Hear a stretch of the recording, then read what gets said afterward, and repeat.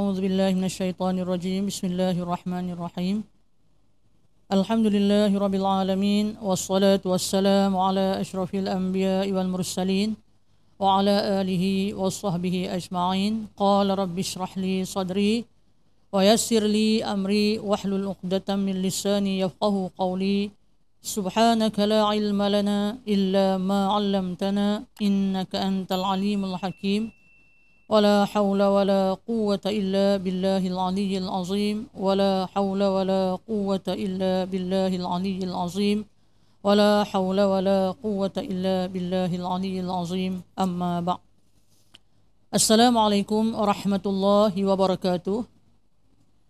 Alhamdulillah, marilah sama-sama anak-anak dan ibu-ibu sekalian kita memanjatkan kesyukuran yang tiada terhingga kehadrat Allah Subhanahu wa taala kerana dengan izin dan kurnia-Nya juga dapat kita melapangkan masa pada pagi Jumaat yang penuh kemuliaan dan keberkatan ini untuk bersama-sama kita menghadiri kuliah online ini.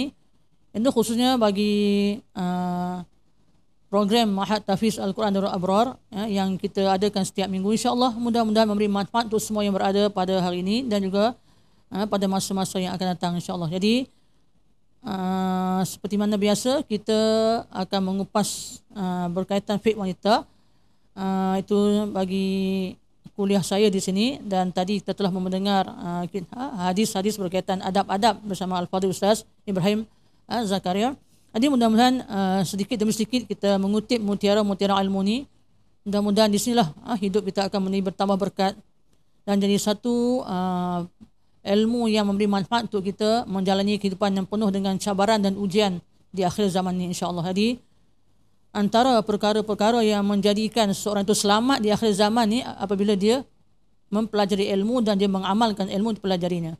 Khususnya ilmu berkaitan akidah dan juga ibadah dan juga berkaitan pembersihan jiwa itu ilmu tasawuf. Jadi sebab itulah orang-orang yang selamat di akhir zaman ni ada tak silap saya satu seorang ulama Ibnu Hajar tak silap saya mengatakan antara orang-orang yang selamat di akhir zaman ni adalah orang-orang yang mempunyai ilmu dan mengamalkan ilmu yang dipelajari. Itu orang-orang yang ada ilmu lah yang selamat dari fitnah-fitnah akhir zaman ini. Itu sebabnya kita mesti mencari ilmu, wajib mencari ilmu untuk memastikan kita selamat berada dalam zaman yang penuh dengan cabaran dan ujian, terutamanya ujian keimanan kepada Allah Subhanahu Wa Taala.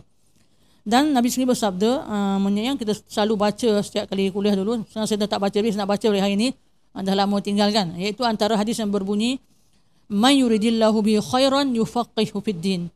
Daripada Abu Hurairah radhiyallahu anhu, Nabi sallallahu alaihi wasallam bersabda, man yuridillahu bihi khairan, siapa-siapa yang Allah menghendaki dia mendapat kebaikan, yufaqihu fid din, nescaya Allah akan jadikan dia nak memahami akan agama, nak faham akan agama. Maksudnya dia akan mencari ilmu untuk memahami agama itu sendiri macam mana.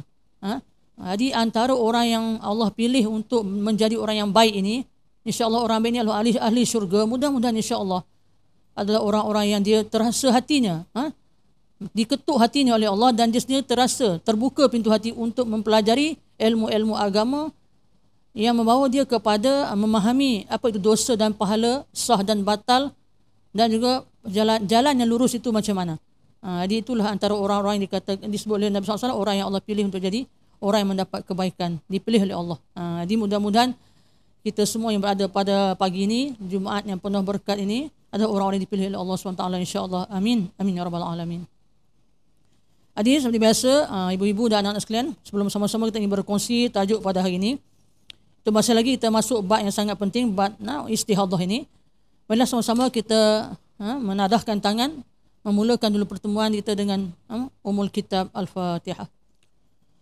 A'udzu billahi minasyaitonir rajim. Bismillahirrahmanirrahim.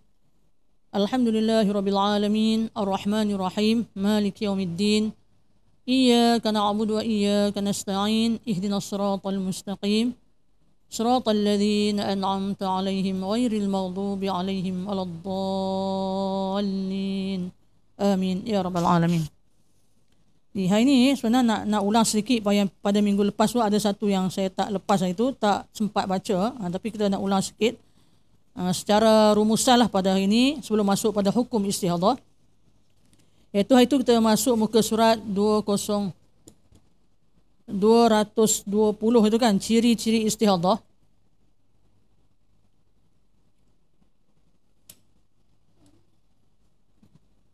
Tak nampak.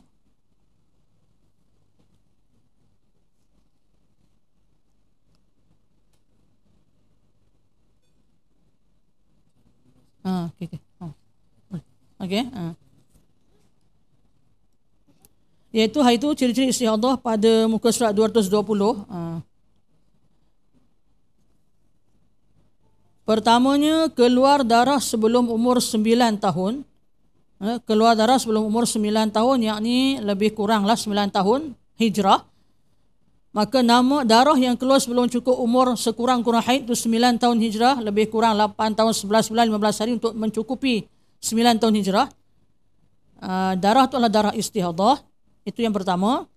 Kemudian ciri yang kedua adalah keluar darah melebihi had maksima haid, yakni lebih daripada 15 hari 15 malam. Dan ciri yang ketiga adalah keluar darah kurang daripada had minima haid, yakni 20 sehari semalam 24 jam. Itu minimal kan. Juga istihadah. Dan ciri yang keempat ialah keluar darah melebihi had maksima nifas, iaitu 60 hari 60 malam. Itu bagi mazhab Syafi'i, nifas sebanyak-banyaklah 60 hari 60 malam. Maknanya melebihi itu istihadah lah. Kalau stop 60 hari, itu nifas lah. Dan yang kelima ciri istihadah adalah keluar darah sebanyak 2 kali yang diselangi oleh masa suci yang kurang daripada 15 hari. Yakni baru mandi wajib daripada haid pertama tu, baru 10 hari datang darah pula. Dia tak cukup kan dia punya tempoh tu kan. Jadi ini yang dikatakan istihadah juga. Jadi 5 ciri istihadah ni minggu lepas dah keluarkan dia punya screen tu kan. Maknanya dah boleh tengok lah yang tak ada kitab, tapi yang ada kitab boleh check balik muka surat 220. Jadi kenalah tahu yang darah ini adalah bukan namanya darah haid, tapi darah istihadah. Jadi istihadah boleh berlaku dalam 5 keadaan ini. Jadi kita dah kupaskan hari itu. Keluar darah sebelum umur 9 tahun. Kemudian keluar darah melebihi tempoh sebanyak-banyak haid. Yang ketiga, keluar darah kurang daripada had masa minima bagi haid, kurang sehari semalam. Yang keempat, keluar darah melebihi had maksima nifas, iaitu 60 hari 60 malam. Yang kelima yang nak kupaskan ni, bahawa keluar darah sebanyak 2 kali yang diselangi oleh masa suci yang kurang daripada 15 hari, iaitu seolah-olah masa suci kurang daripada 15 hari. Tetapi sebenarnya tidak, sebenarnya tidak. Kerana baki masa sucinya disempurnakan pada darah kedua yang dijadikan istihadah apabila menepati syarat-syaratnya. Itu syarat-syarat istihadah lah. InsyaAllah penerangan berkaitannya akan dibahaskan pada babnya yang akan datang. Muka 225. Dapat tak 225? Nanti screen sekejap lagi. Kita akan paparkan di screen insyaAllah. Tapi yang ada kitab boleh tunjuk, boleh tengok muka surat 225. Iaitu ciri darah istihadah yang kelima ni, iaitu keluar darah sebanyak 2 kali diselangi oleh masa suci kurang daripada 15 hari. Seolah-olah nampak tak cukup waktu suci lah, tapi sebenarnya kena campur dengan darah yang datang yang kedua tu untuk mencukupkan jumlah sempurnanya sekurang-kurang suci itu 15 hari 15 malam. Contohnya Rajah 20. Kita tengok dulu dia punya cerita dia macam mana. Muka 226, cerita dia muka surat 226. Iaitu Nur Haslina melihat darah keluar dari 1 Januari sehingga 3 Januari, yakni darah hitam. Adat kebiasaan haidnya ialah 3 hari. Dan kemudiannya pada 4 Januari tempoh sucinya bermula sehingga 30 Januari, yakni selama 27 hari. Jadi adat bagi Nur Haslina ni, setiap bulan dia akan keluar darah warna hitam sebanyak 3 hari. Itu je. 3 hari je. Kemudian dia akan suci daripada 4 Januari sampailah 30 Januari selama 27 hari. Biasanya begitulah adat Nur Haslina. Sebulan dia akan datang darah 3 hari warna hitam. Lepas tu suci 27 hari datang balik darah hitam. Begitulah adat kebiasaannya. Tiba-tiba pada 16 Januari bulan itu dia tak macam adat biasa. 16 Januari darah itu keluar semula semasa dia masih dalam tempoh suci sehingga 18 Januari dan pada 19 Januari darah itu berhenti lagi. Tiba-tiba pada 16 Januari darah itu keluar semula semasa dia masih dalam tempoh suci sehingga 18 Januari dan pada 19 Januari darah itu berhenti lagi. Itulah dia punya masalah. Setiap bulan 3 hari warna hitam. Lepas tu dia suci 27 hari. Datang balik pada 1 hari bulan, datang balik darah. Tak ada masalah lah sebab sempurna suci tu lebih pula tu. Tapi satu masa tu, maka tiba-tiba dia datang darah bukan pada 1 Februari tu. 16 Januari datang darah. Jadi sinilah rajahnya pada muka 225 tu, penerangan 226 kan. 1 Januari sampai 3 Januari adat haidnya 3 hari warna hitam. Okey. Tapi bulan tu 4 Januari sampai 15 Januari tidak keluar darah selama 12 hari dan tempoh ini ialah dalam masa suci seolah-olah masa suci hanyalah 12 hari. Sekurang-kurang suci mestilah 15 hari. Nampak itu kan? 16 Januari darah bukan hitam, merah. Sampailah 18 Januari, 16, 17, 18. 3 hari keluar. Jadi darah merah keluar 3 hari dalam waktu suci, lalu 3 hari disempurnakan menjadi suci. 19 Januari darah tu berhenti. Jadi hukumnya macam mana? Sini baca balik. Hukumnya ialah darah yang keluar selama 3 hari pada adatnya yang warna hitam tu dari 1 Januari hingga 3 Januari adalah haid dan darah yang keluar selama 3 hari lagi dari 16 Januari hingga 18 Januari adalah istihadah kerana menyempurnakan baki suci sebelumnya yang baru berjumlah 12 hari tambah lagi 3 hari yang keluar darah tu cukup 15 hari. Lepas tu jadi darah istihadah. Jadi nak ceritanya itulah yang disebut sebagai darah istihadah yang berlaku ciri yang kelima tu tidak mencukupi suci tu, syarat suci. Jadi kena tambah je lah. Kan ini kita dah belajar itu dalam bab soalan itu kan, perasan tak? Seolah jika diteliti pada rajah ini seolah-olah masa sucinya kurang daripada 15 hari kerana darahnya tidak keluar pada 4 Januari hingga 15 Januari, iaitu selama 12 hari sahaja. Tetapi sebenarnya masa sucinya adalah melebihi daripada 15 hari. Cuma terdapat darah yang keluar dari 16 Januari hingga 18 Januari yang menyempurnakan baki sucinya menjadi 15 hari. Kerana sekurang-kurang suci ialah 15 hari dan kemudian masa naqaq selepasnya adalah suci. Jadi dicatatkan pada tajuk rajahnya keluar darah sebanyak 2 kali yang diselangi oleh masa suci yang kurang dari 15 hari dan disempurnakan baki masa sucinya dalam masa darah kedua. Contoh pada rajah 20 ini ialah bagi wanita yang sudah berpengalaman, ini beradat dalam mengetahui darah haidnya. Ini untuk wanita yang beradat lah, tak belajar lagi bab ni. Cuma nak cerita inilah ada contoh macam mana istihadah boleh berlaku bila tak cukup suci maka digenapkan menjadi cukup walaupun darah datang yang kedua tu campur je. Iaitu kita campurkan darah pertama, itu formula je kan. Darah pertama dengan waktu suci dulu. Sini masalah Nur Haslina ni.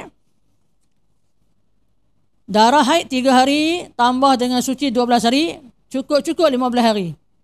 Jadi jawapannya adalah genapkan tempoh suci bagi cukup 15 hari. Jadi sempurnalah suci. Jadi kalau datang darah balik tu dikira sebagai darah haid kedua. Kalau tak datang macam Nur Haslina ni tak ada masalah, tak ada haid kedua lah.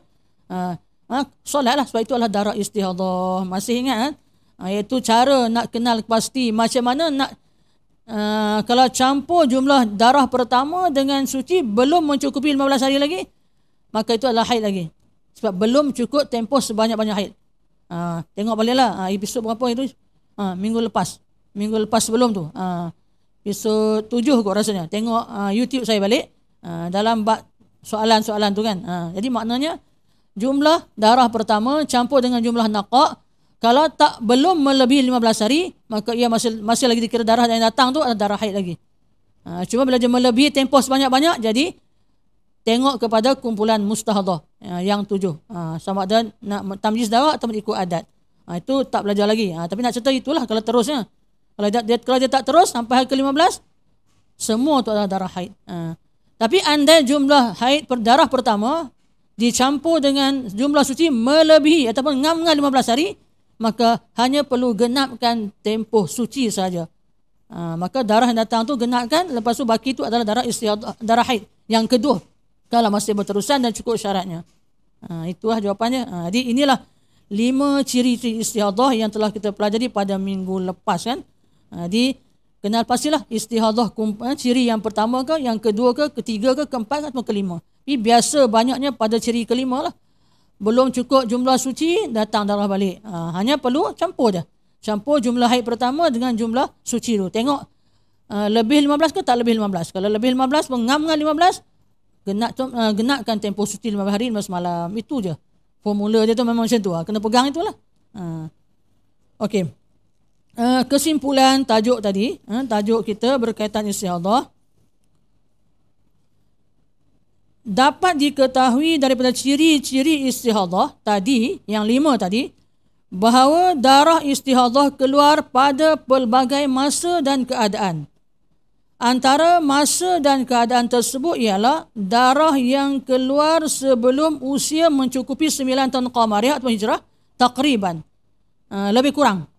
Takriban bermaksud lebih kurang. Lebih kurang lah. Jadi maknanya darah keluar terlalu awal, bukan masa umur yang dikatakan boleh kira haid. Awal daripada 9 tahun qamariyah takriban lebih kurang. Iaitu berkali-kali diulang 8 tahun 11 bulan 15 hari untuk cukup ke 9 tahun qamariyah atau hijrah. Okey ya? Okey, satu. Yang kedua, darah yang keluar melebihi had maksimum haid, iaitu 15 hari 15 malam, aksarul haid, juga istihadah.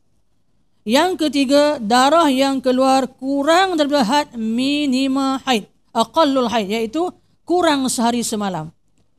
Yang keempat, darah yang keluar melebihi maksima nifas, aksarun nifas, dan masa keluarnya bersambung dengan masa nifas. Masa yang tempoh yang dikatakan nifas.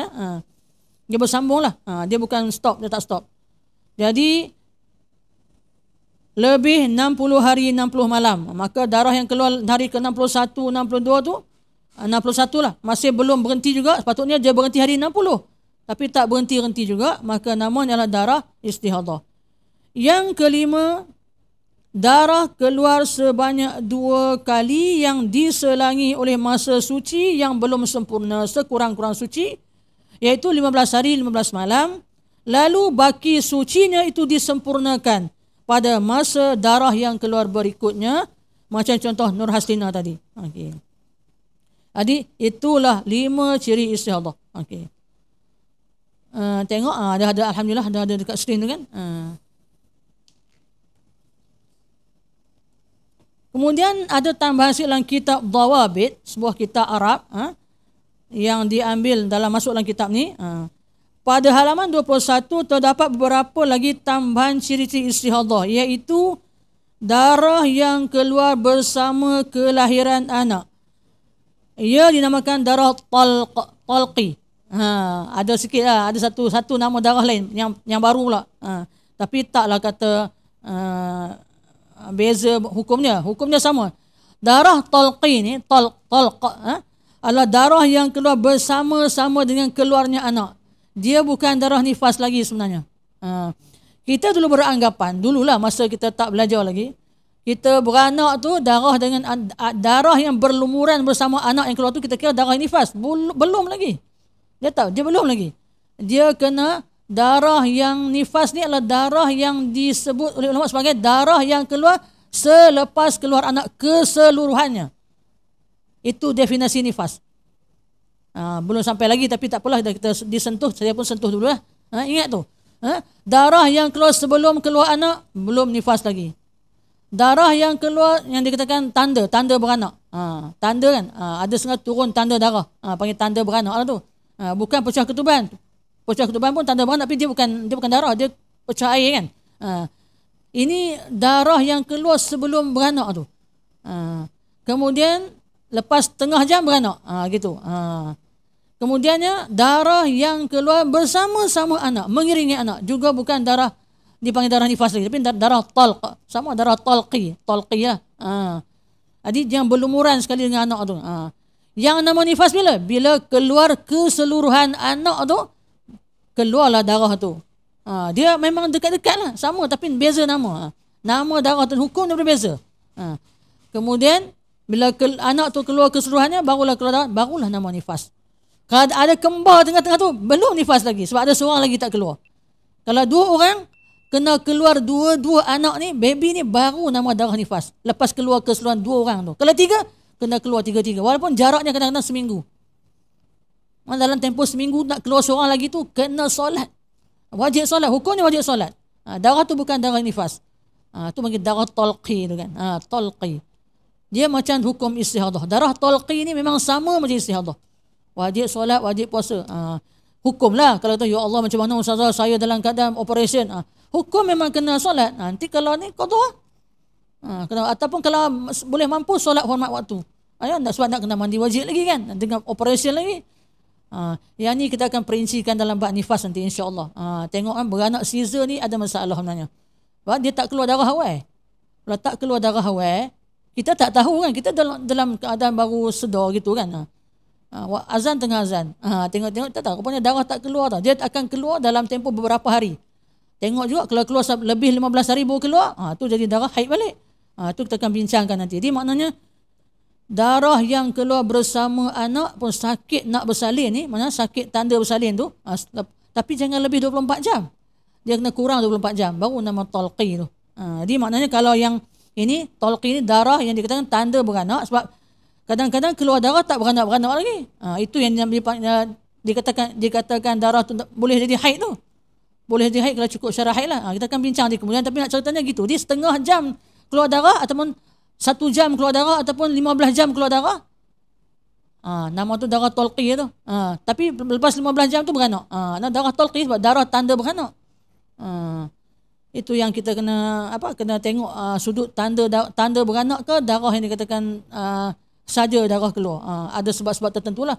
Tapi kalau dekat nak bersalin tu, biasanya tanda nak beranak lah kan. Cuma bilangan tu, jangan lebih sehari semalam. Sampai 10 hari sakit, keluar darah 10 hari. Itu bukan talqi. Sebab tak keluar anak lagi. Sebab dia lebih tu tempoh 24 jam. Dia kena bincang balik bab tu nanti. Jadi, sebab itulah saya nak nyatakan di sini, siapa yang pernah beranak Caesar ke apa ni kan, ingat-ingatlah balik bila darah mula keluar tu kan, ataupun senang-senang qada dia solat tu. Qada lah. Mana tahu ada kita tak tahu dulu kan. Qada dia solat. Kadang-kadang kita tak beranak lagi. Tiba-tiba azan berkumandang, mana masuk waktu asar, waktu subuh. Kita sakit, tengah sakit, tak boleh nak beranak. Tak boleh nak beranak. Tak sakit tapi anak tak keluar lagi. Sakit. Jadi kita nak solat pun jadi orang kata dekat tak tahu. Kadang-kadang antara sakit tu tak sedar lah. Macam terlepas pandang azan. Tapi kalau orang yang betul-betul peka dan dengar lah. Azan nak solat sakit sangat ni kan. Sakit betul-betul. Sebab saya pernah berpengalaman anak sulung gitu. Tapi syukurlah sebab masa tu Allah bagi kekuatan kan. Bukan sebab saya ustazah. Saya pun tak ustazah lagi masa tu. Tapi sebab ilmu yang saya pelajari tu kan. Allah bagi tahu awal sebelum kahwin lagi. Jadi saya ingat saya bersalin tu azan asar rasanya. Azan asar. Sebab saya pergi masuk hospital tu pukul 12 tengah hari. Pecah mentuban. Saya tak keluar darah. Pecah mentuban lepas subuh. Sebelum subuh. Pukul 4 pagi. Yang itu kalau kita tak belajar kita pun tak solat. Tapi saya pecah mentuban, saya tak sakit. Saya basuh-basuh, saya solat subuh. Lepas tu saya panggil doktor. Doktor datang rumah lah kan. Dia kata, ni dia buka sikit. Tak apalah, dia kata pukul 12 pergi. Tak sakit apa pun.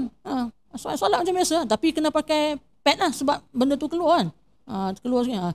Jadi istihadah. Istihadah bukan istihadah darah. Istihadah kata sebab keluar. Yalah, kalau keluar sesuatu dua jalan kan batal solat. Jadi kita jadi istihadah lah tu. Solat dalam keadaan kata pakai pad lah. Istihadah. Jadi istihadah. Jadi tak apalah. Lepas tu dekat tengah hari tu berkuasa sakit. Tu yang saya pergi tu. Zuhur tu memang sakit sangat. Sakit sangat tu Allah yang tahu. Saya ingat saya tak boleh nak solat dah Zuhur tu. Tapi dengan tergagah-gagah berdiri pun tak apa nak betul ya. Baca Fatihah saja masa tu. Ambil wudu baca Fatihah saja. Sebab tersangat sakit. Itulah anak-anak kalau saya cerita gini biasa dekat Mahat ni kan. Takut dia mau nak kahwin. Takut dia mau nak kahwin. Sebab dia kata takut dia. Saya cerita. Tapi itu kan antara proses ujian Allah untuk kita. Tidak akan wujudlah manusia ni berkembang kan. Kena ceritalah. Seronok nak kahwin, pun dia time beranak, mulalah. Gelepar rasa takut kan. Jangan takut. Pahala, dosa tu keluar. Keluarnya anak tu keluarnya dosa. Sebab tu sakit tu. Alhamdulillah lah. Tapi otomatik Allah bagi keluar je anak tu, Allahu Akbar. Hilang 1% sakit. Sebab tengok anak tu. Perasaan tak perasaan, tanyalah ibu-ibu, mak-mak anak-anak ni kan. Hanyalah mak-mak ibu-ibu kamu kan. Keluar je anak tu Ghazi macam hilang terus sakit tu. Tahu ke mana tadi yang sakit yang teramat-amat tu kan. Allahu Akbar. Jadi nak cerita ni tu. Dan saya solat zuhur tu dalam keadaan tak apa sempurna lah. Baca Fatihah saja. Lepas tu saya qada juga. Walaupun saya dah solat saya qada juga. Rasa tak puas hati kan. Biasa solat dalam tenang dan selesa kan. Asar tu azan asar tu keluar. Itu nak ceritanya saya pun qada jugalah, takut-takut dah terlebih waktu kan. Dia betul-betul masa azan tu keluar. Masa dengar lagi, teringat lagi. Azan dekat masjid tu dengar, keluarlah dia. Tu nak sulunglah kisahnya. Jadi nak ceritanya sampai peringkat gitu. Kita kalau mampu solatlah. Tapi itulah kalau ramai yang tak buat tu sebab terlepas pandang pun tak tahu sampai peringkat gitu kena solat memang macam tu. Selagi kita tak sedar, selagi kita sedar diri tu, wajib solat apa keadaan. Termasuklah solat hormat waktu. Tak ada siapa nak tolong kita. Nak bangun tak boleh, drip banyak apa semua. Tak sempurna untuk Allah angkatlah tangan atas kata Allah bersemayanglah baring. Sampai peringkat macam tu. Sebab solat adalah benda sangat penting. Yang menjadi dasar trust kepada kekuatan ummah ini. Tiang agama kan. Sebab itulah. Dia maknanya cerita ni, kalau dulu-dulu ni ada beranak yang kadang begini-gini, yang saya cerita ni kan, ingat-ingatlah balik agak-agak congok lah berapa yang dia tinggal solat tu. Qada sekarang mesti ada peluang Allah bagi. Jadi kita bila tak nafilah kalau belajar memang akan tahulah di mana kita dulu. Status beberapa anak dah berkahwin hari ni kan. Dah bercucu dah. Katakanlah ataupun yang dah besar-besar anak kan. Congok balik. Berapa? Itu belum congok puasa lagi. Congoklah puasa tu kena gantilah. Kalau ada puasa yang tertinggal terlepas. Tapi janganlah rasa susah hati. Sebab lagi Allah bagi peluang ni buatlah. Bila dah tahu janganlah pula tangguh-tangguh. Dah tahu kena buatlah. Sekarang buatlah pelan-pelan. Pelan-pelan gantikan balik beberapa hari tandalah kan. Mudah-mudahan Allah terimalah segala taubat kita. Yang pertama kena taubatlah sebab apa? Kejahilan tu kita sendiri tak mencari ilmu dan tak tahu kan. Sebab suasana ketika tu kita pun tak ada peluang ataupun kita pun tak tahu. Memang tak tahu langsung. Tak ada satu kesedaran untuk kita lagi pada masa tu. Jadi bila dah tahu macam ni, qadalah perlahan satu-satu kan. Apa puasa. Sebab itulah ramai orang-orang bila sampai peringkat yang tua dulu. Atuk saya sendiri saya tengok. Atuk solat qada, atuk puasa qada mungkin. Solat qada sebab dulu masa beranak tak tahu dia kata macam mana entahlah. Mungkin tak jaga. Bila dah tahu dah mengaji kan, barulah qada. Alhamdulillah lah. Jadi sekurang-kurangnya masih ada peluang untuk kita membaiki benda yang salah. Tapi istighfarlah banyak-banyak dan minta ampun banyak-banyak. Jadi itu antara nama darah yang bersama-sama mengiringi anak. Belum nifas lagi. Talqi namanya. Talq. Darah yang keluar bersama kelahiran anak ia dinamakan talqi. Ad-damul khariju ma'al wiladati wa yusamma damat talq. Damat talq. Damat talqiyah. Yakni dengan syarat masanya tidak bersambung dengan masa haid yang sebelumnya, iaitu tidak kurang daripada sehari semalam. Jika masanya bersambung, maka ia dihukumkan sebagai haid. Tetapi sebaliknya, jika masanya tidak mencukupi sehari semalam, maka ia tidak dihukumkan sebagai haid dan tidak juga dihukumkan sebagai nifas, bahkan ia dihukumkan sebagai darah rosak atau istihadah.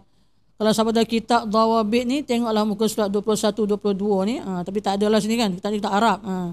Maknanya ada lagi nama darahnya, namanya darah talqi, dan kalau tak cukup sehari semalam darah yang keluar tu tak berhubung dengan haid, maka namanya adalah darah istihadah pula. Yang ni saya tak cerita lagi. Kalau saya cerita ni ambil masa panjang sikit. Macam mana boleh berlaku haid lepas tu beranak atau nifas. Gitu. Ada. Sebab tu orang mengandung ni, boleh kot saya ambil masa sikit untuk memahamkan sedikit. Nanti kalau tak ni kita sambung lagi kemudian. Bana habiskan bab ni kan. Macam ni. Orang yang mengandung, sebab dia dah masuk bab ni, tiba-tiba keluar darah. Keluar darah. Darah ni tengok pula kategori darah. Darah ni darah yang nak gugur ke? Adakah berlaku nak proses pengguguran, anak nak gugur? Tak jadi.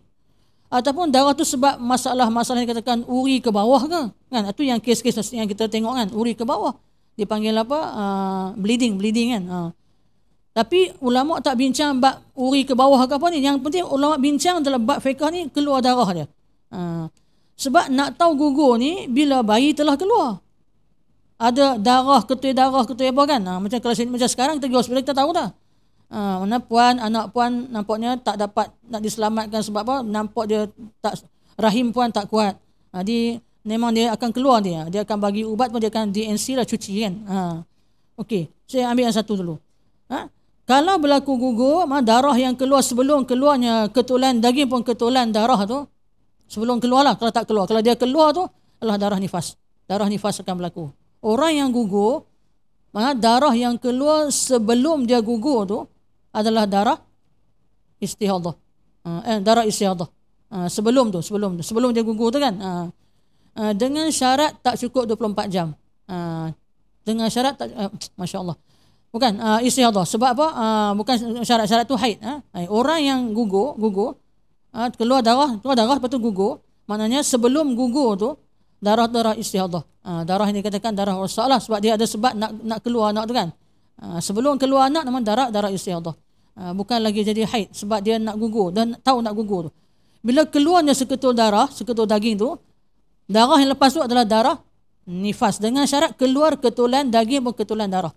Dia bertukar nama darah tu. Tu yang masa sebelum gugur tu kena pastikan ni nak gugur ke tak gugur. Kalau memang nak gugur, maknanya darah istihadah.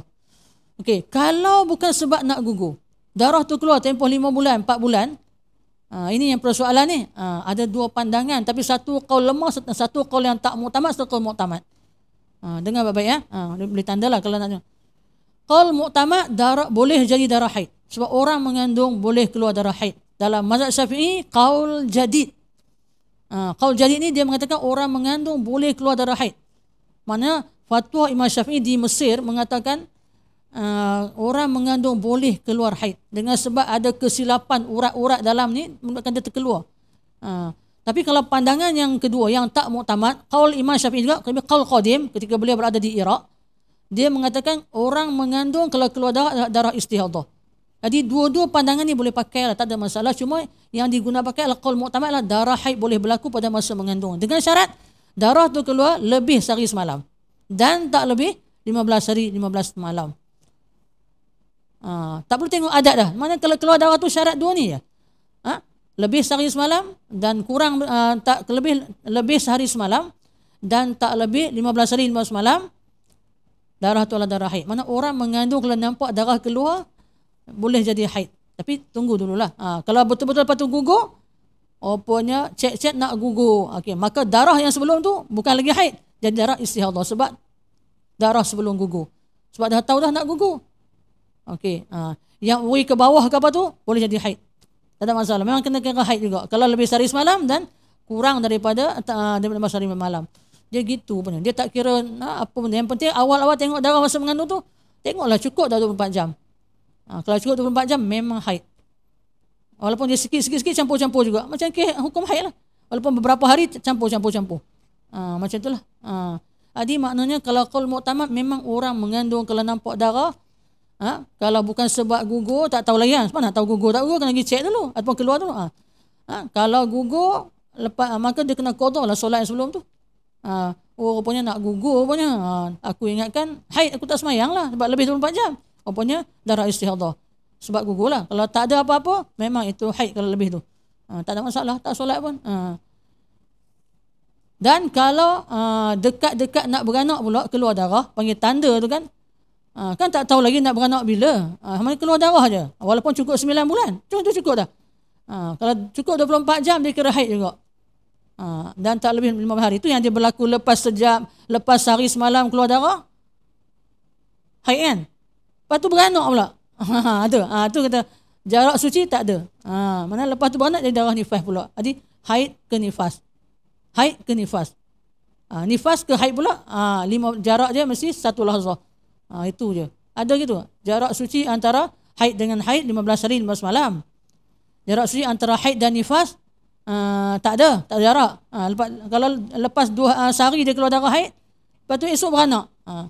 Tak ada jarak. Mana mula-mula darah haid, lepas tu bersambung dengan darah nifas pula. Lepas keluar anak keseluruhannya.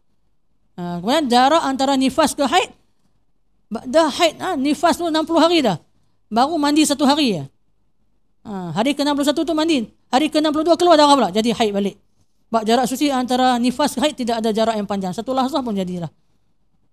Itu yang dikatakan, itu jarak suci tak baca itu kan. Tak ambil. Ni baru cerita lah. Lepas tu dia katakan boleh berlaku. Darah tolqi tak akan berlaku kalau sebelum tu darah haid. Lepas tu beranak. Lepas tu keluar darah. Tak ada darah tolqi. Sebab apa dia bersambung dengan haid tu. Terus pada haid kepada nifas terus. Dengan syarat darah yang keluar bersama anak tu dikatakan tidak bersambung dengan haid sebelumnya. Dia ada berhentilah darah tu dia stop. Atau haid lepas tu stop. Sebab tu stop dalam 3-4 hari baru beranak. Tu boleh darah tolqi kalau mengiringi anak pun tanda nak beranak tu kan. Okey. Dan habis ya. Jadi itu antaranya lah. Yang ketujuh, darah yang keluar daripada wanita menopause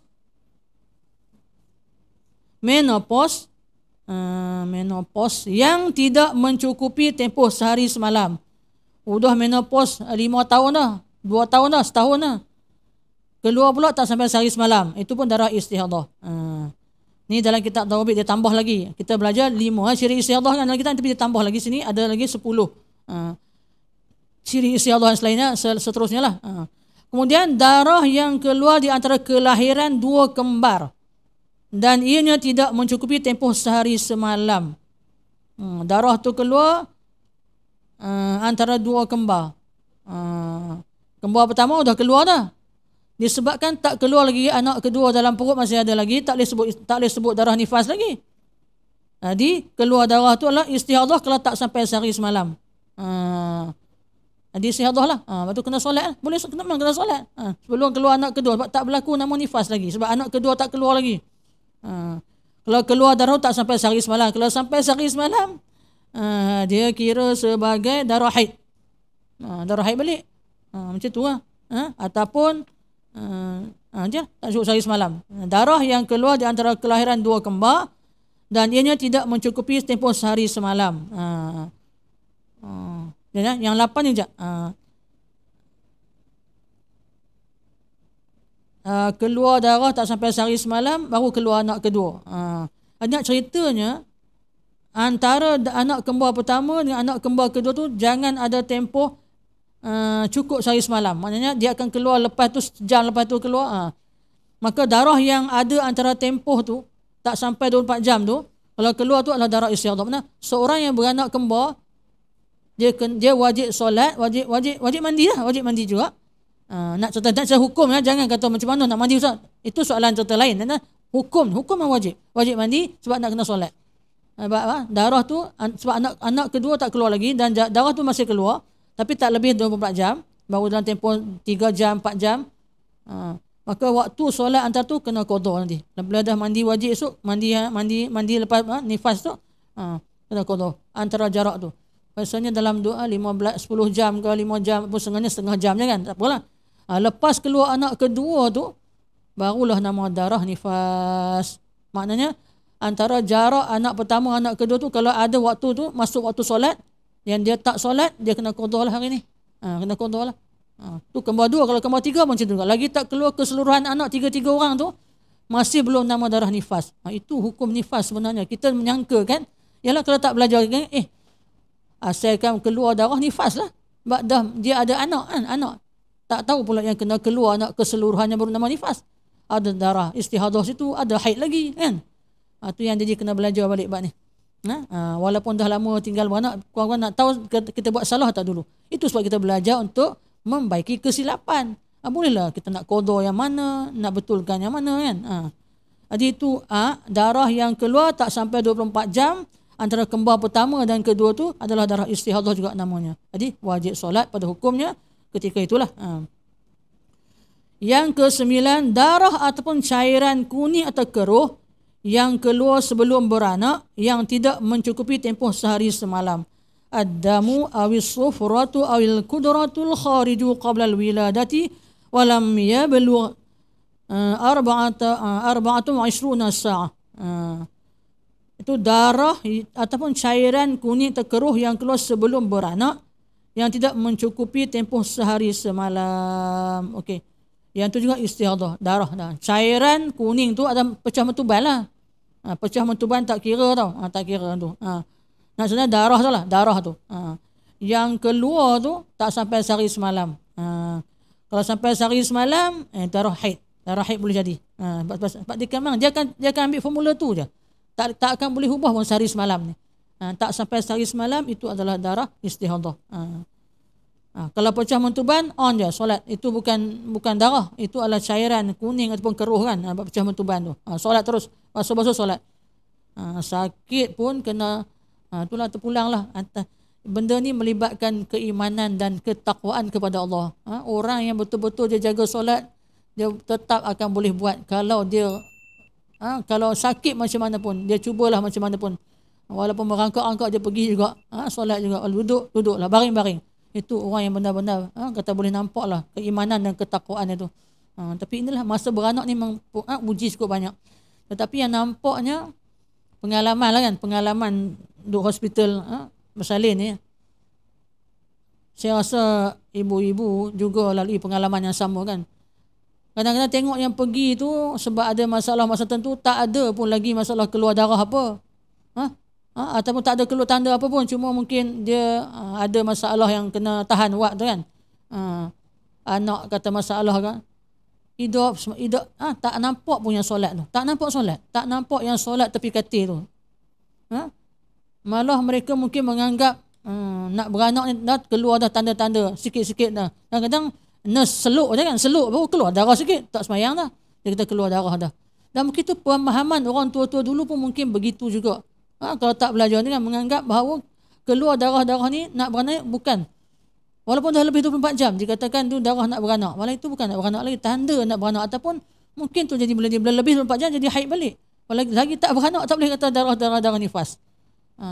Jadi itu benda yang kena perbetulkan. Bila kita belajar tengok kitab balik, subhanallah, masya-Allah. Banyak benar kita beranak hampir 10 orang. Yang beranak ramainya lagi kena punya. Tak salah beranak, alhamdulillah Nabi suka umat yang ramai, tapi hukum kena tahu. Jadi ibu-ibu muda yang ada depan saya ni boleh praktikkan benda ni dan boleh ambil balik sebagai pengalaman yang lalu kita mohon ampun kepada Allah tak tahu kan. Yang ni kalau nak beranak akan datang, alert lah benda ni, peka lah. Dan kalau ibu-ibu yang ada anak menantu, tolong bagi tahu perkara yang kita bincangkan pada pagi ini supaya mereka faham tentang masalah hukum solat, hukum darah ni dalam bab situasi beranak ni banyak sikit. Bukan kata istihadah ni, ini pun masalah juga ni kan. Darah apa? Jadi masa mengandung adalah boleh jadi keluar darah haid, tapi dengan syarat cukup 24 jam. Tanda nak beranak tu lepas beranak baru tahu. Kalau dah tahu kan. Tapi dengan syarat jangan darah tu keluar lebih sebelum lebih 24 jam barulah darah istihadah. Kalau keluar lebih 24 jam jadi haid. Automatik jadi haid walaupun dekat nak beranak. Masya-Allah.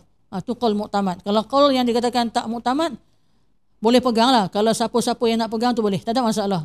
Dia kata darah keluar baru mengandung kan. Masa mengandung sama dekat nak beranak, ataupun dikatakan 5-6 bulan bleeding lah. Asal bleeding je pakai istihadah lah. Boleh. Tapi itu qaul tak muktamad. Tapi tak salah lah pakai, betul lah. Betul juga, tak ada masalah.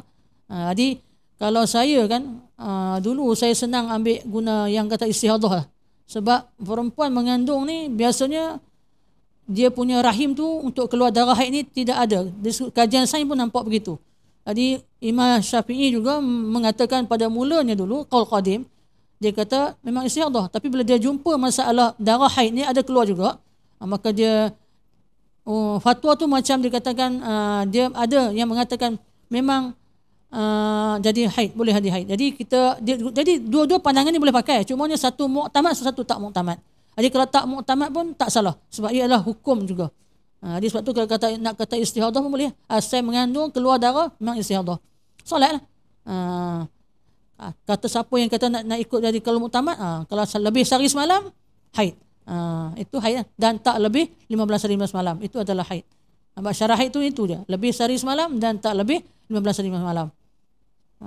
Okey, itu dalam masalah mengandung lah. Lagi maknanya kalau keluar darah ataupun cairan kuning, pecah mentuban tak kira, sebab itu memang bukan cairan kuning, itu adalah memang najis saja, bukan tanda kata tak boleh solat.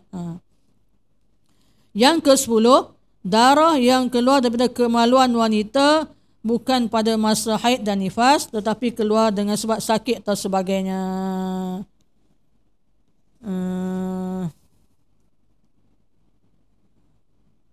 Maknanya bukan masa haid, bukan masa nifas. Maknanya istihadah tu ada penyakit lah. Mungkin ada fibroid kan, mungkin ada cyst, tapi bukan masa haid dia keluar tu. Masa yang katakan bukan masa haid, tapi sebab sakit atau sebagainya, maknanya dia dikira darah istihadah. Perempuan yang keluar darah tersebut bila nama istihadah ni, yang bukan nama darah haid pun darah nifas ni, apabila masuk waktu solat, dia hendaklah membasuh farasnya, mengikat, membalut tempat keluar darah itu dengan tuala wanita, modest atau seumpamanya. Kemudian dia hendaklah mengambil wuduk dan bersegera menunaikan solat. Perkara ini hendaklah dilakukan pada setiap kali solat fardu, seperti mana yang telah ditetapkan oleh orang yang salisul baul, iaitu orang yang kencing tidak lawas. Penerangan mengenai perkara ini telah dijelaskan pada fasal yang terdahulu, iaitu cara solat orang istihadah ni adalah dengan syarat kena masuk waktu dulu, kemudian masuk tandas, basuh-basuh pakai pad, pakai penghalang tu, kemudian segera solat. Ambil wuduk. Yang ambil wuduk tu kalau boleh niat pada masa basuh muka tu, sahaja aku berwuduk bagi mengharuskan solat. Sahaja aku berwuduk bagi mengharuskan solat. Lepas tu macam biasa terus solat. Jangan bersembang, jangan makan, jangan apa. Jangan apa, sebab dia syarat dia segera solat, sebab dia sedang menanggung hadas. Dimaafkan dengan sebab tu cara dia solat dia kena segera. Jadi itulah antara ciri-ciri istihadah ditambah dalam kitab Dawabit, itu dah 10 lah, 5 tambah 5 lagi lah. Jadi itulah antara darah-darah yang boleh jadi namanya istihadah, yang namanya akan berlaku istihadah, ataupun darah yang boleh dihukumkan sebagai istihadah. Okay. Sedikit sambungan lagi, hukum istihadah, yang ini nak bincang sikit hari ini. Wanita-wanita yang beristihadah dihukumkan seperti perempuan yang suci, yakni wajib menunaikan solat, puasa dan sebagainya. Mereka serupa dengan wanita-wanita suci yang tidak beristihadah, melainkan pada beberapa masalah, seperti hukum orang yang salisul baul, orang yang keluar hadas tidak berhenti-henti, air kencing ke, kentut ke, angin kan, ataupun keluar darah buasir ke, itu semua yang tak boleh stop tu, panggil itu istihadah juga. Tapi istihadah bentuk umum lah. Cara dia solat sama je, mesti basuh, masuk waktu, basuh, sumbat kapat, meletak kapat, pakai pad. Kalau istihadah ni, kalau buasir pun sama, letaklah sesuatu yang boleh menghalang darah berkeluar. Tu solat, segera solat. Satu fardu untuk satu wuduk untuk satu solat fardu. Kena ingat tu. Satu wuduk untuk satu solat fardu. Untuk solat fardu yang kedua, kena basuh balik, ganti pad baru, ganti kain baru, baru solat yang lain pula. Mana antara wuduk maghrib tak boleh terus kena dengan isya, tak boleh. Dia kena pergi cek balik, basuh balik, ganti kain yang lain pula. Itu maknanya cara solat orang yang kena istihadah, baik darah istihadah ataupun kencing tak lawas, ataupun darah buasir, ataupun apa saja yang keluar tak berhenti-henti, angin. Cuma angin ni biasa sikit, dia tak payah pakai pad lah, angin je kan. apa orang yang sakit perut cirit. Cirit yang tak ada stok tu ada. Yang keluar sikit, dia bukan keluar ni, dia asal duduk je keluar sikit. Tu masalah perut lah. Tu pun boleh. Kalau nak solat macam mana kalau memang duduk keluar najis tu? Sikit-sikit. Jadi macam tu lah, masuk waktu, basuh-basuh pakai pad, letak belakang sikit lah, sebab dia punggung kan. Lepas tu solat, tak batal. Kalau keluar pun tak batal, sebab kita memang namanya istihadah. Sebab nak tunggu dia berhenti, sakit perut yang jenis keluar air ni, air tu yang keluar sikit-sikit. Tak boleh tak nak stop. Ada masalah kan. Penyakit lah. Lepas tu penyakit ni istihadah. Betul lah. Jadi solat dia macam tu lah. Jadi dia dihukumkan suci macam wanita suci. Kalau haid dengan darah istihadah, darah tu dihukumkan suci. Berdalilkan hadis riwayat Hadrat Aisyah radhiyallahu. Hadrat ni Sayyidatina. Ni Hadrat ni orang tabligh suka sebut Hadrat ni. Aisyah radhiyallahu anha yang dipetik daripada kitab Sahih Al-Bukhari dan Abu Daud rahimahumullah. Orang yang kencing tak lawas, kencing tak lawas, dia ada hukum. Hukum dia sama macam istihadah juga, cuma dia kena pakai tahan juga tu benda-benda yang boleh menahan, sama ada pad ataupun misalnya salasul bol ni biasanya berlaku dekat orang perempuan kalau batuk. Batuk kan. Kalau orang lelaki lagi ada masalah nak pakai. Dia pakai apa tau ni? Dia kena tahan juga tu. Takkan lelaki nak pakai pad kan? Dia bukan macam kita. Yang ni kena ada alat yang boleh. Kadang-kadang biasanya akan pakai seluar jugalah, ataupun dia akan tahanlah dengan apa benda kan. Ikat sikit ke, pakai kondom ke, tak tahulah. Maknanya dia kena tahan sikit tu. Maknanya dia ada hukum ni. Nanti kita akan bincang kemudian lah. Bab salasul bol ni dia ada beza sikit. Sebab dia beza apa? Beza dia adalah penyakit, dia bukan darah. Itu je lah. Darah lain pula. Darah dia kena boleh solat, boleh puasa, boleh sebagainya. Sebab dia melibatkan haid kan. Haid yang berlebihan. Jadi darah haid tu berlebihan jadi istihadah. InsyaAllah silbaul ni, buasir ni, dia masalah yang melibatkan penyakit. Itu beza dah. Okey, apa kata Aisyah radhiyallahu anha? An Aisyah qalat ja'at Fatimatu bintu Abi Hubaish ila Nabi sallallahu alaihi wasallam faqalat ya Rasulullah inni imra'atun ustahadu fala athuru afada'u shalah wa qala Rasulullah sallallahu alaihi wasallam la innama dhaliki 'irqun wa laysa bihaid fa idza aqbalat haidatuki fad'i fatruki shalah wa idza adbarat faghsili 'anki ad-dama thumma salli qala wa qala abi thumma tawadda'i li kulli salatin hatta yaji'a dhalikal waqtu. Sahihul Bukhari juzuk 1 safhatul 91. Hadis daripada Aisyah yang berbunyi begini, diriwayatkan daripada Aisyah radhiyallahu anha, iaitu Fatimah binti Abi Hubaish telah datang menemui Rasulullah sallallahu alaihi wasallam dan berkata, wahai Rasulullah, aku adalah seorang perempuan yang beristihadah, darahnya keluar memanjang. Tak berhenti, pada haid tu straight keluar. Tak stop. Dan oleh kerana itu aku tidak suci. Jadi bila keluar darah memanjang, aku ni namanya istihadah lah, mustahadah, dan tak suci. Jadi dia kata, adakah aku perlu meninggalkan solat? Lebih 15 hari datang ni. Lepas tu dia kata Fatimah, ya Rasulullah, adakah aku tak perlu solat? Sabda Nabi sallallahu alaihi wasallam, janganlah kamu meninggalkan solat. Hanya saja istihadah itu adalah sejenis darah penyakit dan bukannya darah haid. Nabi sebut kat Fatimah binti Abi Hubaish, Aisyah cerita ni, hadis ni. Apabila haid datang, maka engkau tinggalkanlah solat. Kalau haid memang wajib tinggalkan solat. Dan apabila ia putus, yakni berhenti, maka bersihkanlah dirimu daripada darah tersebut dengan mandi dan dalam engkau menunaikan solat.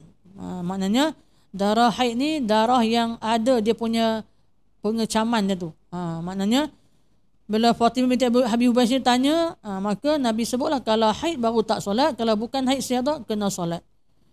An Fatimah binti Abi Hubaish, sebab dia Fatimah binti Abi Hubaish kena istihadah zaman Rasulullah SAW ni senang lah. Masa tu mana ada kitab lagi. Nabi lah segala-galanya masalah. Orang kata direct kepada Nabi. Sebab Nabi terima wahyu direct. Jadi pada masa tu tak ada khilaf-khilaf dah. Tak adalah khilaf ulama tu ulama. Yang ada khilaf sekarang ni.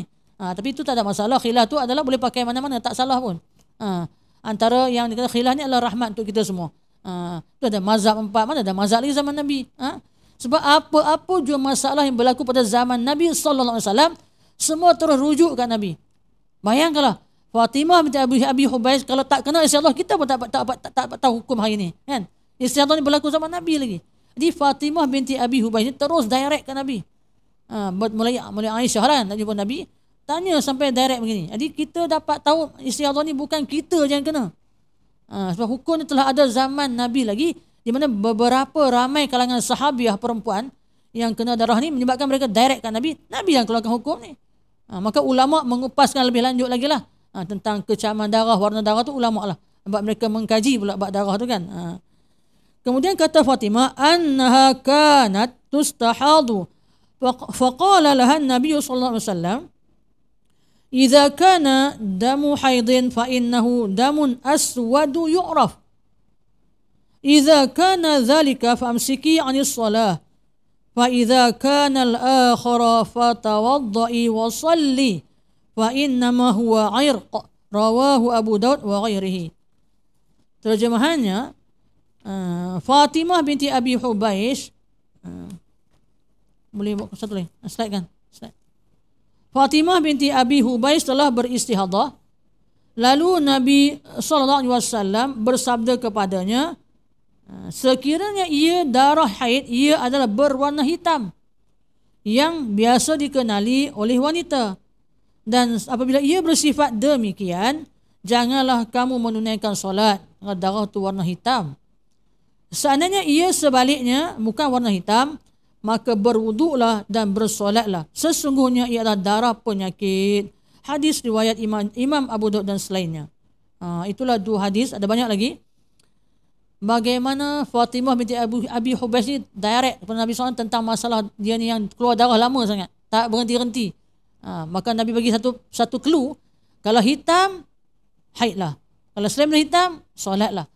Nampak tak? Maknanya ulama buat kajian dan huraian ni berdasar kepada hadis-hadis ni lah. Lepas tu yang darah paling kuat adalah hitam. Tapi 15 hari tu kajian ulama. Sebab Nabi tak sebut dalam hadisnya tentang 15 hari sebanyak-banyak haid. Lepas tu mazhab-mazhab tak sama tu. Hanafi mungkin sebanyak-banyak haid berapa hari? 13. Hanafi kot 13 hari sebanyak-banyak haid, bukan 15. Sama juga dalam kes nifas pun. Jadi sebab Nabi hanya cerita macam ni, ulama membuat kajian survey pada wanita pada zaman mereka tu. Maka dapatlah hukum mereka buat satu formula gini-gini. Itu tak sama antara mazhab Hanafi, Maliki, Syafi'i dan Hanbali. Formula darah haid dan darah nifas tak sama. Tak akan sama. Kalau belajar dalam 4 mazhab ni tak samalah hukum dia. Jadi tak ada masalah lah. Yang penting kita Syafi'i belajar Syafi'i lah. Sebab itulah Imam Syafi'i telah mengistimbatkan hukum ni melalui hadis, Quran hadis. Kemudian buat kajian pula, survey pula, research pula. Jadi inilah jawapannya. Tu yang dapat formula sekian-sekian istihadah, bagian-bagian istihadah, gini-gini kan, ciri-ciri istihadah dan sebagainya. Jadi itulah dia yang berlaku pada zaman Nabi SAW. Oleh itu, istihadah tidak menghalang seseorang wanita itu pada perkara-perkara yang dilarang atau yang diharamkan kerana haid. Bahkan wanita yang beristihadah tetap wajib solat, wajib puasa Ramadan serta dibolehkan membaca Al-Quran. Berjima, bersetubuh dengan suami tak ada masalah dan sebagainya. Tak ada. Apa yang dilarangkan masa haid itu jadi halal. Sebab dia dihukumkan istihadah adalah suci. Hukum wanita istihadah adalah hukum wanita yang suci.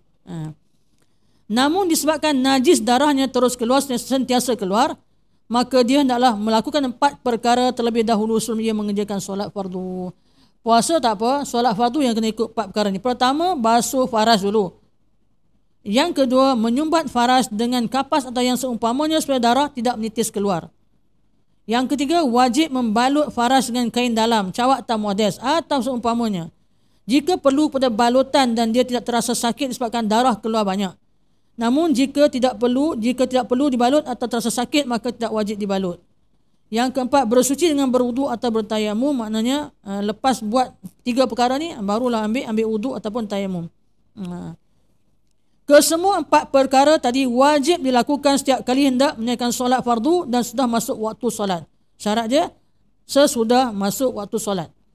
Perkara-perkara tersebut hendaklah dilakukan dengan tertib dan segera setelah selesai bersuci supaya dapat bersegera menunaikan solat. Jika dia tidak segera bersolat, maka wuduknya dikira batal dan dia wajib mengulangi 4 perkara tersebut semula, kecuali jika kelambatannya itu sebabkan oleh masalah solat seperti menutup aurat dan sebagainya.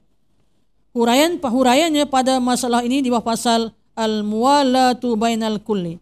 Okey, itu cara orang yang istihadah nak solat. Sesudah menyempurnakan 4 perkara tadi, barulah mustahadah itu boleh mengerjakan solat dengan satu wudu untuk satu solat fardu sahaja dan beberapa sunat yang dikehendaki. Sunat tak ada masalah, tapi fardu yang tak boleh. Wudu yang sama untuk solat fardu yang lain tak boleh. Dia sunat tak apa. Maknanya ba'diyah boleh. Qabliyah ni sebab dia qabliyah, lepas tu baru solat fardu kan dia ambil masa yang lama kan. Lepas tu qabliyah ni tak boleh buat dulu. Terus solat fardu je. Lepas tu ba'diyah tak apa. Sebab dia kalau nak buat juga kena pastikan darah tu tak keluar. Mana darah yang keluar agak senggang waktu lah, bukan yang berterusan tu. Lepas tu kalau boleh qabliyah tak perlu buat. Kalau nak buat juga qada lepas tu. Qada lepas ba'diyah qada qabliyah. Yang saya faham begitulah kan. Maknanya qabliyah ni kan dia kena segera solat fardu. Kalau sebab takut keluar darah. Kan dalam masa perjalanan nak habiskan solat dan wuduk nak solat tu akan keluar darah tu. Lepas tu dia nak meringankan darah tu keluar, lepas tu dia suruh terus pada fardu. Sunat tak ada masalah. Buatlah berapa solat sunat pun tak ada masalah. Mana ba'diyah, duha, tarawih tak ada masalah. Jadi kalau orang tarawih dia hanya perlu solat isya, lepas tu teruslah solat. Tapi masalah kena masuk waktu dululah. Kalau nak berjemaah dengan imam fardu ni payah sikit kalau kena imam lambat kan. Sebab tu kalau imam tu cepat tak apa. Masuk fardu, masuk waktu, basuh masuk waktu solat, basuh, kemudian pakai pek, ambil wuduk, terus masuk terus solat. Kalau duk tunggu imam lagi kan keluar darah lagi kan tak masalah tak boleh. Tu kalau imam lambat solat dulu seorang-seorang. Itu cerita dia. Kalau imam segera tak ada masalah. Sebab dia tak payah tunggu-tunggu, dia segera solat. Sunat lepas tu buatlah tak ada masalah. Tak perlu tukar-tukarlah. Oleh itu, bagi wanita mustahadah, apabila dia hendak mengerjakan setiap solat, dia mesti menukar balutannya. Sini ada sikit-sikit dia punya tu, kena betul sikit. Apa dia? Yang sudah kena darah. Balutan yang sudah kena darah dan darah tidak menitis keluar dan kemudiannya melakukan 4 perkara tadi. Walaupun belum berubah, tukarkan yang sudah kena darah. Kalau pad yang dah kena darah tak boleh pakai dah. Kalau tak ada darah pakai balik boleh. Cuma kena check je. Basuh balik. Basuhlah faras kan, basuh faras. Jadi walaupun belum berubah, gantikan dengan yang sudah kena darah. Dia mesti menukar, bagi yang ada kitab ya, dia mesti menukar balutannya yang sudah kena darah dan darah tidak menitis keluar, dan kemudiannya melakukan 4 perkara tadi. Dipetik dari kitab Sabilal Mu'tadi, Bughyatul Tullab, Tuhfah, Fathul Had dan Al-Jamal. 1, 2, 3, 4, 5 kitab rujukan. Cara solat wanita mustahadah. Ini bukan main-main punya cerita ni. Cara dia kena belajar. Sebab dia tak sama dengan wanita yang tidak ada hadas, yang tak istihadah. Itulah kata ilmu, Masya Allah. Bila kena cara, Allah terima solat tu walaupun kita dikeluar hadas. Orang yang berhadas ni kena belajar cara hadas pula. Kan nampak hari ni, Masya Allah, kalau Allah buka mata hati, nampak betapa banyaknya kejahilan diri kita ni. Tak tahu macam mana nak solat kalau istihadah ni. Ingatkan tak payah solat, lagi berdosa. Ingatkan darah tu tak payah solat, asal darah tak payah solat, itu lagi Masya Allah. Patutlah kita sangat-sangat rasa kesian pada orang yang tidak tahu ni. Patutlah kita tanggungjawab ni mengajar. Saya pun bukan pandai sebenarnya, tak pandai pun sebenarnya. Hanya berkongsi. Sebab saya berkongsi, sebab saya pun masih banyak yang tak faham. Nanti kita bertanya, ni mana yang saya faham tu saya kongsilah. Alhamdulillah lah, sikit Allah bagikan. Sebab takut Allah tanya kenapa saya tak mengajar orang lain yang tak tahu. Saya biarkan gitu. Lepas tu anak-anak Tahfidzul Abrar, kamu sangat bertuah sebab kamu dah belajar dan kamu memang diminta untuk mengajar orang lain satu hari nanti. Sudah pesan kan, belajar betul-betul, jangan mengantuk-ngantuk, janganlah orang kata bosan-bosan. Mengajar tak perlu, jangan bosan sebab ialah perkara yang sangat besar. Inilah kunci bagi keselamatan kita dunia dan akhirat. Jadi kunci ni kena pegang, jangan kita biarkan dia berkarat, jangan biarkan dia tutup terbuka, tak nak buka langsung kunci kan. kunci ni adalah pintu untuk ilmu kan. Bukalah. Jadi lagi ada peluang dan ruang. Allah bagi pertama kalau anak-anak masih muda, masih segar fikirannya, masih orang kata tenaganya kuat. Macam mana mengaji boleh mengantuk muda-muda lagi? Itulah syaitan lah tu. Kan dah cakap itu. Menguat tu tutup mulut, baca auzubillah, masuk tandas kaki kiri baca doa. Ni syaitan tu buat apa dalam tandas? Allah kita tak pakai kain basuh pula. Tutup kepala kita. Bila syaitan menguasai kita, masuk dalam badan kita, darah kita, jadi mantuk, malas. Jadi tak bersemangat. Yang semangat apa? Itulah hari-hari ustazah pesan tu kan. Mestilah main gadget apa lagi. Gadget tu semangat. Semangat luar biasa. Tahan mata, malam tidur lambat. Memang seronok lah. Tapi mengaji tak rasa macam tu kan. Rasa malas. Sebab dah kita telah dikuasai oleh syaitan. Maka jangan ikut dia. Jadi nampak kan? Kalau tak belajar cara solat, orang kena istiadah. Istiadah dah kena tapi tak tahu tak solat. Tak tahu nak solat macam mana. Dia kata tak payah solat sebab keluar najis katanya. Itulah antara beberapa perkara penting yang perlu kita ambil berat sekarang dan sampai bila-bila kita tahu. Sebab kita dah belajar dan sampaikan. Okey, untuk masalah ini kita tangguh minggu depan, saat masa pun dah lewat dah. Jadi masalah ni kita akan kongsikan minggu depan. Yang ni penting. Masalah ni sebab tu untuk istiadah saya tak select saya tak langkau kitab sekarang ni. Kalau saya langkau kan, sebab tak langkau sebab dia semua tu penting untuk diketahui dalam bab istiadah ni. Sebelum masuk kepada beberapa perkara yang lebih penting lagi. Jadi mudah-mudahan hari ini Allah bagikan kita kefahaman dalam mempelajari masalah ini, perbincangan dalam bab idarah istiadah ni. Mudah-mudahan tahu cara nak solat bila kena istiadah dan Allah bagi kita memahami secara lebih dalam lagi bila kita lanjutkan lagi insya-Allah. Ini minta Allah buka dan terangkan mata hati untuk mempelajari memahami. Kalau tak faham jadi boring lah. Tu yang tak faham tu jadi boring. Minta Allah bukakan mata hati, terang mata untuk memahami bab-bab agama ni lebih lagi dalam bab melibatkan sah batal solat, terima tak terima solat ni. Amalan ni kena ikut syarat dia. Kalau tak ikut syarat dia, mak Allah tak terima. Walaupun kita buat. Tu yang sayang sangat. Ingatkan kita buat tu dapat pahala banyak, apanya di sana dapat bala. Balanya na'udzubillah neraka, kejahilan. Tak belajar. Jadi mudah-mudahan sampai di sini dulu untuk kita bersama pada pagi ini. Mudah-mudahan Allah menerima segala amal soleh kita yang kita belajar pada hari ini, diberikan kefahaman dan pencerahan insya-Allah. Dan kita jumpa lagi insya-Allah pada minggu depan. Terima kasih untuk semua. Jazakumullah khairan katsira. Mudah-mudahan diberi keberkatan hidup dunia akhirat. Dan sama-sama kita adahkan tangan untuk berdoa sebelum kita menghabiskan kuliah ini insya-Allah dengan tasbih kifarah suratul Asr. Subhanakallahumma wa bihamdik asyhadu an la ilaha illa anta astaghfiruka wa atubu ilaik. Jap. Soalan sikit. Macam mana pula dengan darah yang keluar sebagai tanda bersalin tu? Tu dikira darah apa kalau darah itu keluar lebih 24 jam tapi belum sah? Itu nama darah haid Aisyah. Kalau lebih 24 jam darah haid. Sebenarnya tadi kan kaum muktamad masa mengandung boleh keluar darah. Boleh ya? Kalau sebab dia keluar lebih 24 jam. Lebih 24 jam. Tu kan ada antara haid dan nifas tu kan ada kan jarak suci kan. Kaul muktamad lah. Tapi kalau tak semayang dulu, kalau solat dulu tak salah. Kalau pakai kaul yang dikatakan tak muktamad tu memang itu darah istihadah. Jadi boleh guna dua pandangan je lah. Terpulang lah. Kalau kata itu darah istihadah, itu ikut kaul yang dikatakan tak muktamad. Tapi tak salah. Boleh ikut. Kalau kata nak ikut kaul yang muktamad memang haid. Sebab lebih sehari semalam. Subhanakallahumma bihamdik asyhadu an la ilaha illa anta astaghfiruka wa atubu ilaik. Bismillahirrahmanirrahim. Al-'asr innal insana lafi khusr illa alladhina amanu wa 'amilus solihat wa tawassaw bil haqq wa tawassaw bis sabr. A'udzu billahi minasyaitonir rajim. Bismillahirrahmanirrahim. Alhamdulillahi rabbil alamin. Wassalatu wassalamu ala asyrafil anbiya'i wal mursalin wa ala alihi wa sahbihi ajma'in.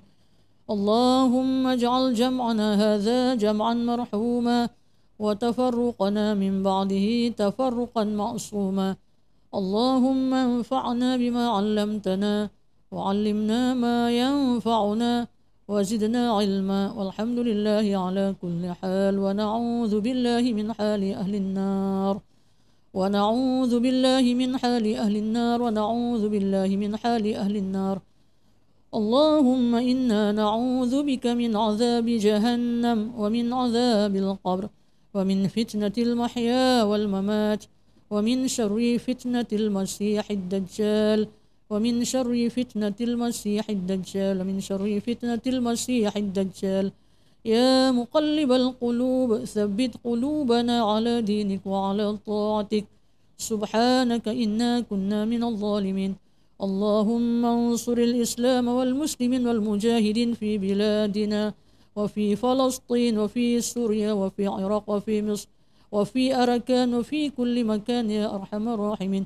اللهم يا دافع البلاء يا الله، يا دافع البلاء يا رحمن، يا دافع البلاء يا رحيم، ادفع عنا يا الله من كل بلاء الدنيا وبلاء الآخرة وشر الدنيا وشر الآخرة ومن عدو من الإنس والجن ومن الشيطان وإبليس وما يطير في الهواء وما ينزل من السماء وما يخرج من الأرض برحمتك يا أرحم الراحمين.